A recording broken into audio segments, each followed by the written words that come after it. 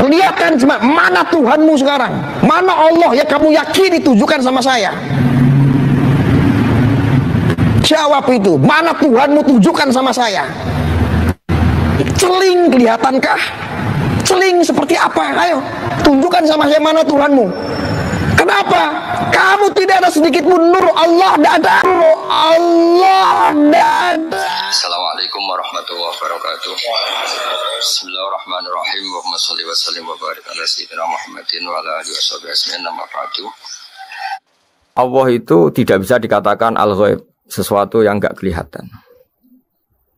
Karena Allah itu begitu jelas, az-zahir. Kata orang sufi, Allah itu zahir. Begitu juga dalam Asmaul Husna disebut Allah itu az-zahir, begitu jelas. Karena orang yang akalnya mapan, hatinya mapan, melihat satu lemari yang bagus, pasti langsung mensifati bahwa pembuatnya adalah orang yang hebat. Bismillahirrahmanirrahim. Logika keempat, supaya kita iman dan tambah kuat imannya, adalah logika yang mudah dicerna oleh kebanyakan orang atau yang bisa diindra.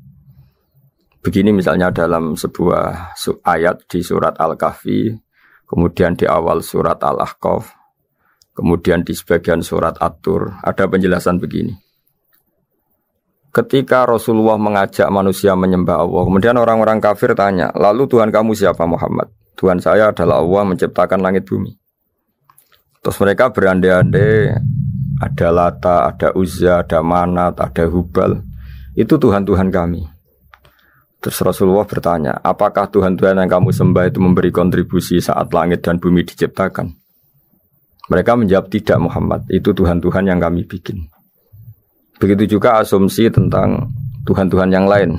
Apakah Isa ikut menciptakan bumi atau menciptakan langit? Tentu jawabannya tidak.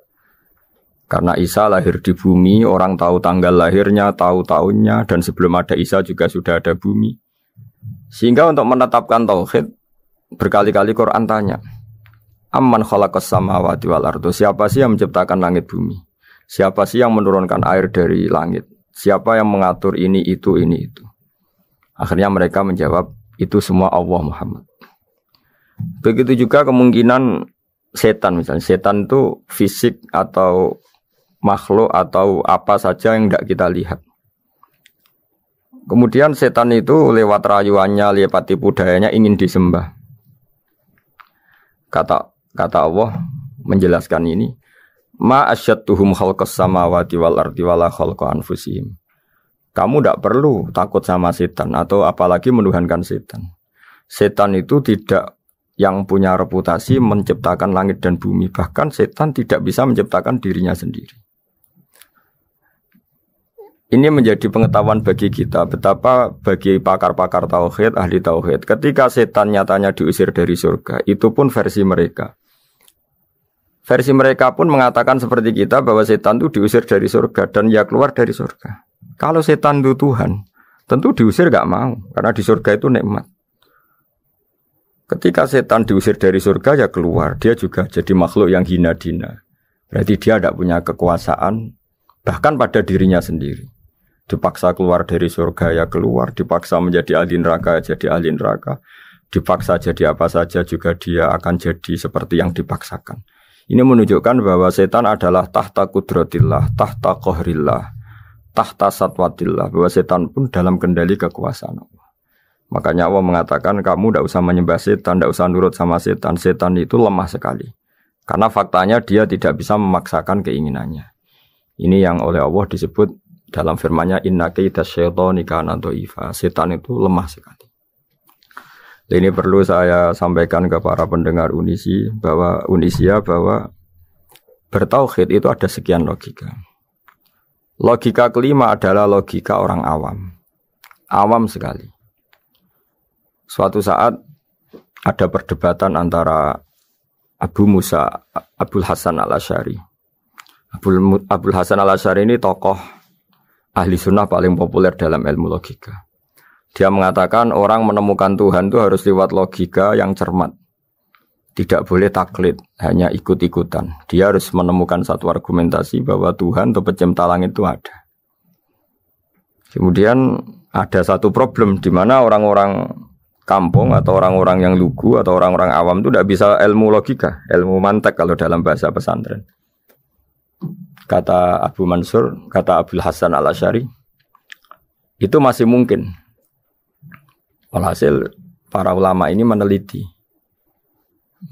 ke orang-orang yang lugu, yang di kampung, yang petani, yang lugu sekali. Apa yang mereka temukan? Ternyata mereka punya cara logikanya sendiri untuk menemukan Tuhan, Sang Pencipta. Pernah suatu saat ada seorang petani lugu, biasa menggembala unta, ditanya, Bima araf tarubak, lalu kamu yang petani ini yang hanya ngurusi sawah, ngurusi ladang, dengan cara apa kamu tahu kalau Tuhan itu ada? Si petani tadi marah besar dan dia mengatakan, Al-ba'ratu tadullu alal ba'ir wa asharul aqdam yadullu alal masir. Kata petani tadi, yang namanya ada kotoran unta, pasti ada untanya. Yang namanya ada jejak kaki, pasti ada yang barusan lewat. Artinya kalau ada makhluk, pasti ada pencipta. Ini logika awam yang mudah. Kita tidak mungkin mengatakan bumi ini pencipta, mengatakan matahari pencipta.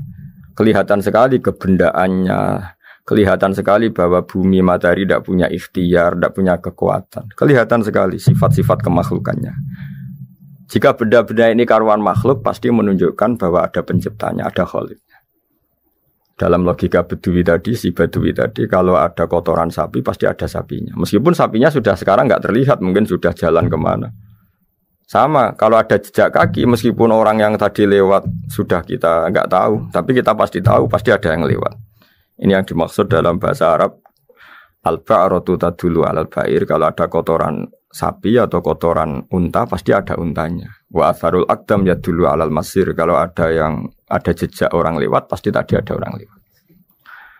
Nah, semua metode ini digunakan semua oleh Rasulullah. Logika yang bagi intelektual, logika bagi kaum awam, logika bagi kaum menengah, ya tidak awam, tidak intelektual. Semuanya digunakan, semuanya jadi media untuk memastikan bahwa logika tauhid ini logika pilihan, logika yang benar-benar logika. Sehingga dalam banyak ayat disebut agama ini li kaum yaqilun, li kaum yatafakkarun, bagi kaum yang bisa berpikir, bagi kaum yang punya akal.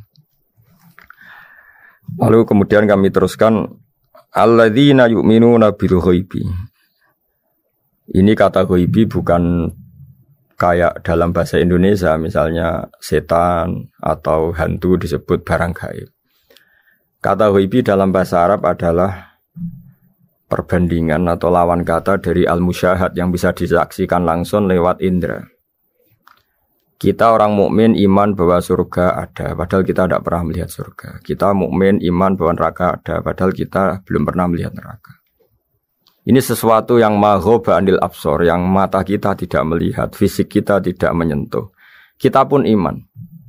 Asal sesuatu itu mansus ya, dikatakan secara eksplisit oleh Quran dan hadis. Kalau dalam bahasa usul fikih disebut al-mansus. Ciri mukmin diantaranya adalah yang paling pokok alladzina yu'minuna bil ghaibi. Iman dengan sesuatu yang enggak kelihatan. Lalu kemudian para ulama cara pandang beda-beda. Bedanya bukan karena mereka bertentangan enggak, tapi ini menurut kelas rasa yang berbeda-beda. Bagi orang-orang sufi ya, Allah itu tidak bisa dikatakan al-ghaib, sesuatu yang enggak kelihatan.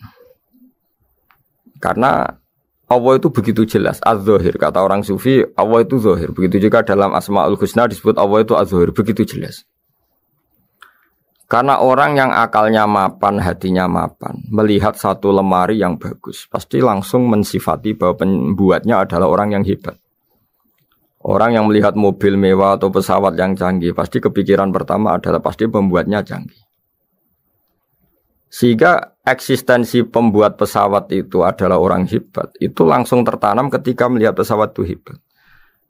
Bagaimana mungkin seseorang ragu akan kehebatan pembuat pesawat ketika melihat detail-detail pesawat? Pasti langsung kepikiran kalau pembuatnya itu hebat. Memutuskan bahwa pembuat pesawat hebat itu tidak harus ketemu yang membuat, juga tidak harus melihat. Tapi akal kita pasti meyakini pembuatnya itu hebat. Berarti keputusan menyimpulkan bahwa pembuatnya hebat adalah az-zahir begitu jelas. Begitu juga langit dan bumi, matahari semuanya tertata rapi. air dengan fungsi manfaat yang sebegitu hebat, oksigen, semua tanaman, buah-buahan. Meskipun kita tidak pernah melihat Tuhan, tapi akal kita, nurani kita pasti berkeyakinan dan tahu betul pasti pembuatnya itu zat yang super hebat, super bijaksana. Sehingga dalam kategori ini Allah tidak bisa dikatakan suatu yang enggak tersentuh, yang enggak terjangkau. Allah itu Az-Zahir, begitu jelas. Sehingga di antara Asmaul Husna disebut Az-Zahir. Sebab itu saya menganjurkan atau saya punya saran bahwa alladzina yu'minuna bil ghaibi itu contoh paling mudah itu kayak surga, kayak neraka. Kalau Allah sendiri itu Az-Zahir, mudah diketahui. Karena tadi orang yang melihat pesawat canggih pasti saat itu juga berkeyakinan dan itu pasti benar, pasti pembuatnya juga canggih. Nah, di sini disebut alam raya ini ayat, semuanya itu bukti kekuasaan. Dalam syair-syair orang sufi masyhur sekali itu wa fi kulli syai'in lahu ayatun yadullu ala annahul wahidu. Setiap sesuatu kejadian di alam raya adalah bukti keesaan Allah, bukti eksistensi Allah Subhanahu wa taala.